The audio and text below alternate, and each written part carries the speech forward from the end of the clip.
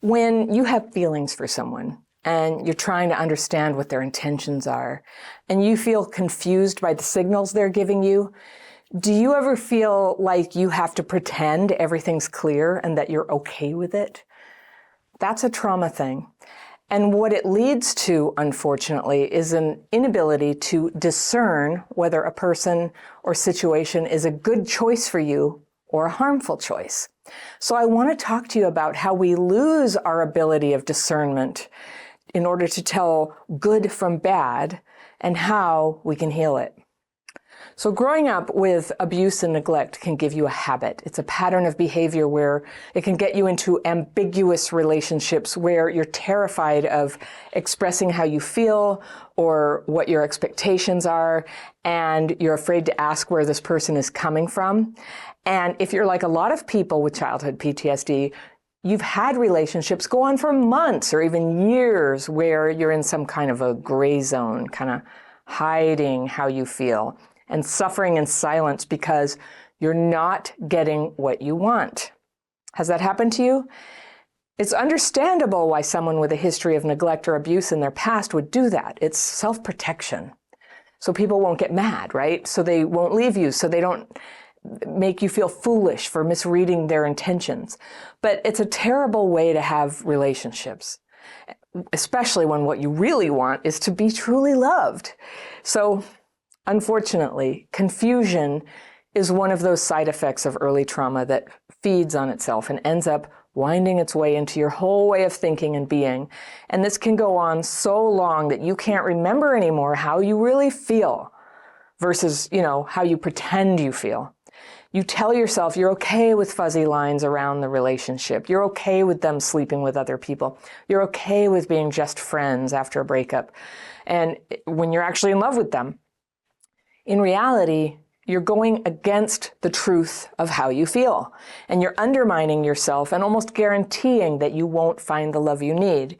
And this happens because you get so used to feeling off balance and having to guess what people around you are feeling that you lose your ordinary powers of perception to read reality accurately. So for example, you might be in a relationship that you thought was serious, but then you find out the other person thinks of you as, just kind of a casual thing.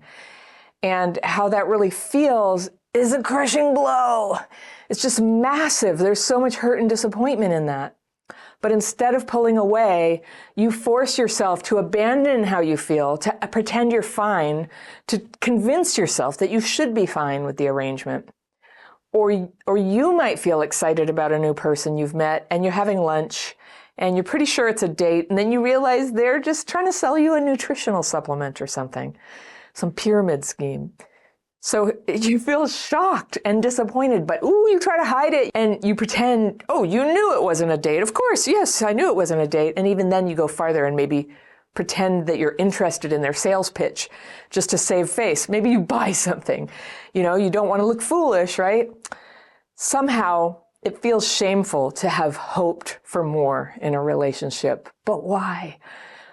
If you do this in the dating arena, I wouldn't be surprised if you also do this at work. So let's say your boss promised a raise by a certain date, but then nothing happens and nothing is said about it. Do you speak up and remind your boss, or do you pretend that this was never discussed or promised and stay silent? Or worse, you become self-critical for understanding the original promise wrong, or you imagine that you must have done something wrong to change the boss's mind. So you decide to pretend the raise was never promised. You stay for years in grudging silence that has, a vague cloud of shame around it. You don't even know. I think I did something wrong. Also, I hate him. These are the kinds of dilemmas that rise up in your life when you're not confident in your own discernment, when you have no clarity. And I'm going to talk about how that plays out and what to look for, and then I'm going to tell you what to do. So when you were a kid and you got mistreated, one of your coping mechanisms might have been to just go into a fog of denial. So let's say you witnessed a violent argument in the house, and then everyone pretended that it never happened. So you pretended too, right?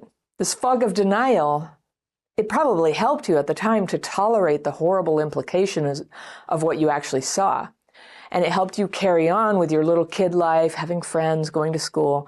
Your skill in blocking this out was incredibly valuable because chances are, if there was violence one time, there was probably violence a lot of times. You were dealing with a lot. There was a lot you couldn't afford to let in to your consciousness. But now you're an adult, and the fog of denial is still one of your reactions to stressful experiences. If you're still responding to mistreatment, instability, anxiety, danger, by blanking out and pretending everything's fine, you've missed a lifetime of experience learning to speak up for yourself, to say something about things that hurt you, to set boundaries, to ask questions. Hands down, this behavior that passes as being nice or easygoing is not nice, and it's not easy. Being foggy is a vulnerable state where your childhood PTSD behaviors can get worse. The clinging, the obsessing, the people-pleasing, the crap-fitting, where you fit yourself to unacceptable situations or people. That's crap-fitting in crappy childhood fairy lingo. It all makes it possible because every time you think of leaving, it's as if a switch flips in your mind and you lose your will. You lose your discernment about what actions would be best. You stay paralyzed and in a fog. You probably blame yourself. And it's okay, actually, that you developed this survival strategy. It helped you get through painful experiences with your spirit still intact. Good job. You did well. That's how traumatized kids survive. But now, as an adult, if you still don't have a clear awareness of who you are and what you want, what it's fair to expect of other people, and whether they should even be in your life, you're on a path toward pain and emptiness. So without clarity and discernment, your life fills up with things you never wanted. So it's time to heal from the past and to find your way forward to happiness, to love, to fulfillment. So I'm going to tell you what you can do to dissolve that fog and develop in its place discernment. So think for a minute about times in the past when you were not clear. One sign that you weren't clear would be when you got broadsided by reality. So let's say you find out someone you're dating is lying to you about who they are and how they spend their time. And once you find out, you're like, I knew it. I thought something sounded wrong, but I ignored the red flag. That's you having good information but not being clear. You didn't trust your judgment. Maybe you weren't in a position to trust your judgment because trauma was in the way. But so you went into that nice, cozy fog where you could have a little more time in the relationship that you hoped it was going to turn out to be. And then not only do you find out that the red flags you saw and ignored were actually real, but you realize that this was probably obvious to everyone else in your life.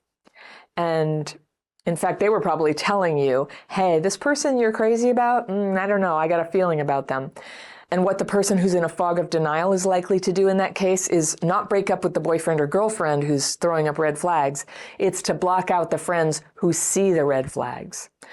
And that further isolates you. And isolation is the perfect atmosphere for denial to spread and just take over your life. So that's how so many people with trauma find themselves stuck in intolerable situations.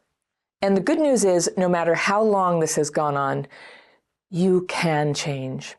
It is noble work to try to face your own problems. And it's not always easy to do. It feels sometimes like the shame is going to kill you, like the loneliness is too much and you need to go back to the bad situation. You'll be tempted to run from yourself and hide from reality and blame the people who believe in you being capable of something better. But remember, this is your trauma brain thinking. Your trauma brain believes that if you see your own flaws, it will destroy you. But that's not true. It's a normal perception for a person with a history of abuse and neglect. You very rightly became terrified of criticism when you were a kid. But we all know people who simply cannot take responsibility for their mistakes, and you see how that goes. There's a loving way to view whatever it is you chose or did or didn't do. It was never your fault that you have childhood PTSD. And it's normal for traumatized people to struggle in exactly this way. And now you get to begin your healing. So where do you start? Maybe you have trouble recognizing danger or feeling love or knowing when you've worn out your welcome and it's time to get up from your friend's table and say goodnight. When you begin gently to come back to your life and take stock of it, you will begin to learn ways to handle that differently, to read the room, to know the cue, to have discernment. Or you might have a tendency to block out a painful truth with something that you think explains it away. Like maybe someone you've been dating says they feel like the relationship needs to end. But instead of feeling the pain of rejection, you get busy researching mental health conditions that could explain why they want to leave you, and you start pushing books on them and trying to help them. People with complex PTSD often go into helper mode when their security feels threatened. You're not crazy. That instinct to stay unclear about reality, again, it's a survival strategy from the past. It started when you were small. You learned to play along with mistreatment or the shady behavior of grown-ups in your life because from a very early age, you instinctively knew if you spoke up, you'd be hurt. You knew that if you told anyone what was really going on, they would ostracize you or even take you away from your family. For a child, that is an existential threat. And that's why denial has such grabby claws in it. It holds on. It takes real strength and courage to come out of a fog and to face all the years you suffered, all the opportunities you lost, because you couldn't see very clearly yet what was going on. So it's tempting to put off facing what's real. But the longer you do, the more of your precious time on earth is lost to you. And when you don't become who you really are, we're all deprived of the gifts that you were meant to bring to the world. Everyone is only waiting for the good, real person you are to heal and come forward and take your place in the world. So where do you begin to develop discernment? You can begin with the relationships now in your life. The job is to learn which people are good for you to associate with and which ones have red flags all around them. To list and understand the junctures in your life where you made choices, either positive or destructive, that got you where you are right now. And I know from my own healing years how hard it can seem to look at yourself honestly in these moments. There really is temptation to slip back into the fog, but everything depends on being here in clarity. Clarity feels good. It feels clean. It feels peaceful. It feels true. And a lot of stress falls away, even when the truth you're facing is that you need to leave a relationship or two. So some of what you'll face is how you were mistreated. But you'll also see how sometimes you played a role in this by convincing yourself, oh, it's probably just me. It's my fault. And you know what? Sometimes, well, it might have been just you. I know it was me sometimes. Sometimes we are unreasonable. Sometimes we're the ones who need to work on ourselves, because we were neglectful or hurtful or even abusive. So knowing this about yourself will hurt you whether you face it or not. But when you face it, you can heal it. And when the denial is gone, what's left is this wonderful power of discernment. What is good? What is bad? Discernment means good judgment. It means being able to tell right from wrong. When is it just me? When should I get the heck away from someone? And there are two skills that will accelerate your powers of discernment. They're very simple, but probably rusty if you've been living in a fog. One is to tell the truth. You've got to be honest with yourself and with other people, even when it will mess up your plans, and even when it will break the spell that you were enjoying when you were pretending that you were cool with everything. I'm cool, it's fine, but then suffering in silence. The second is to ask questions. When you're confused by something another person says or does, you ask for clarification. Like, have you ever been invited to a restaurant, but you were nervous the whole time because you didn't know if it was a date? Or you didn't know if the person who invited you meant to pay for you or not? Has this kind of ambiguous situation shown up in your life maybe over and over again? Or were you flirting with someone who turned out to be unavailable and you knew that it was inappropriate, but you were afraid if you said something it would ruin the moment and you would never have any fun again in your life? You know what you can do? You can just say out loud what's going on, or you can ask. You can say, this is weird. It feels like things are getting a bit flirty here. Or you can say, hey, when you invited me out, were you planning to treat or should I plan to pay for myself? Or you can say, I'd love to go to dinner, but before I say yes, I hope you won't mind my asking, is this a date? And it feels so embarrassing to ask the question or state the obvious, but you know what's so great about it? There's no more confusion.